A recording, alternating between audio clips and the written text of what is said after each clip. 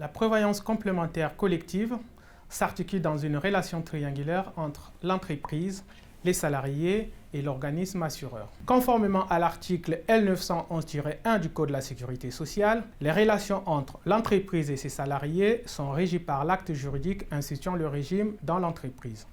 Quelle que soit la nature de cet acte, un accord collectif, un accord référendaire ou une décision unilatérale, l'entreprise doit souscrire auprès d'un organisme assureur, conformément à l'article 1 de la loi E20, un contrat d'assurance en vue de transférer les obligations qu'il prend en matière de prévoyance collective vis-à-vis de ses salariés. Le contrat d'assurance formalise ainsi la relation contractuelle entre l'entreprise et l'organisme assureur. Il doit précisément correspondre aux modalités de couverture de prévoyance telles que définies par l'acte juridique fondateur. Il est important de noter que le contrat d'assurance est soumis à des dispositions légales et réglementaires spécifiques qui sont précisées dans les différents codes qui sont le Code des assurances, le Code de la sécurité sociale et le Code de la mutualité. À titre principal, il s'agit des dispositions de la loi E20. Quels sont les documents contractuels à la souscription? Dans le cas d'un contrat d'assurance collective, l'entreprise souscrit un contrat prévoyant l'affiliation obligatoire ou facultative de l'ensemble des salariés de l'entreprise ou d'une catégorie de personnel précisément définie, et ce, dans les respects des critères des catégories objectives. C'est donc l'entreprise qui est le souscripteur du contrat, alors que les salariés en sont les assurés. Le contrat d'assurance doit respecter certaines conditions de fond et de forme. Il est constitué des conditions générales et des conditions particulières et doit être complété par une notice d'information suffisamment claire et précise. Quelles sont les clauses obligatoires du contrat d'assurance? Le contrat d'assurance doit comporter des mentions obligatoires qui sont les suivantes. La désignation de la population assurée, la nature de risque assuré et le montant de prestation, les cotisations, le point de départ et la durée des garanties, la durée du contrat et la mention très apparente des clauses relatives aux exclusions et déchéances du contrat. Y a-t-il d'autres clauses?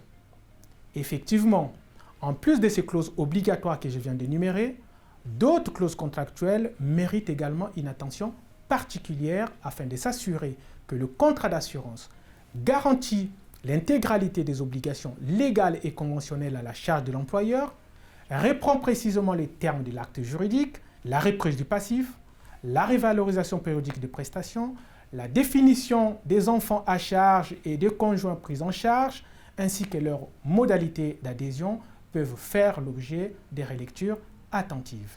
Dans tous les cas, il importe que le contrat d'assurance soit rédigé en des termes intelligibles et dénués d'ambiguïté. Il ne doit pas apparaître abscons et difficile à interpréter pour le lecteur qui en prend connaissance. Comment sont affiliés et informés les assurés?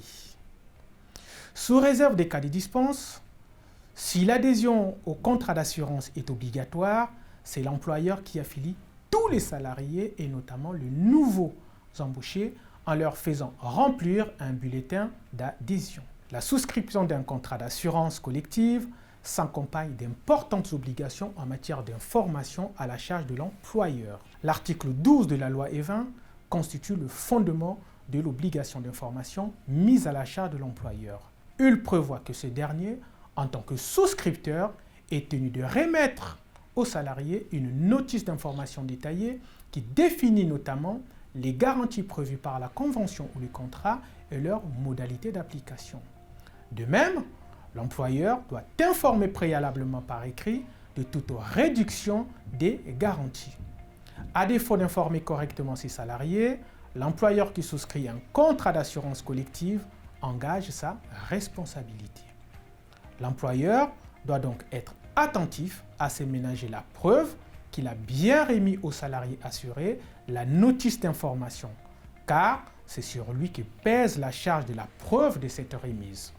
Par ailleurs, et de manière directe et par ricochet, l'organisme assureur du contrat d'assurance peut également voir sa responsabilité engagée pour défaut d'information. Peut-on modifier le contrat d'assurance? Le contrat d'assurance a vocation à durer pendant quelques années, mais certains événements peuvent conduire à en modifier le contenu. Généralement, la modification du contrat d'assurance est liée à la sauvegarde de l'équilibre technique ou à l'évolution réglementaire. Les principales modifications portent sur les taux des cotisations et le niveau de prestation. Toute modification du contrat d'assurance suppose néanmoins la rédaction d'un avenant signé entre les parties.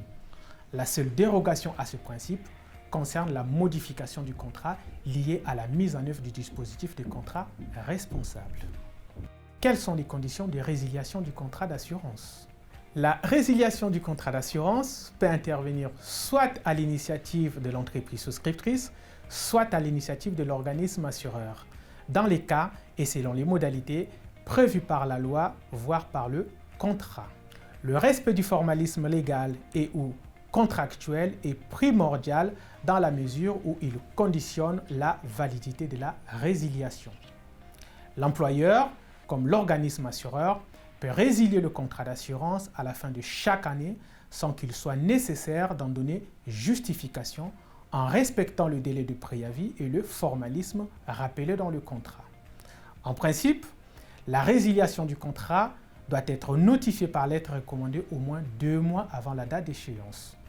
Le point de départ est la date du cachet de la poste. Pour la résiliation à l'initiative du souscripteur, la résiliation peut également être notifiée par la lettre recommandée électronique. Le contrat doit prévoir les modalités et les conditions selon lesquelles l'organisme assureur peut maintenir la couverture après la résiliation du contrat. Vous savez maintenant tout sur le formalisme du contrat d'assurance entre l'entreprise et l'organisme assureur. À très bientôt.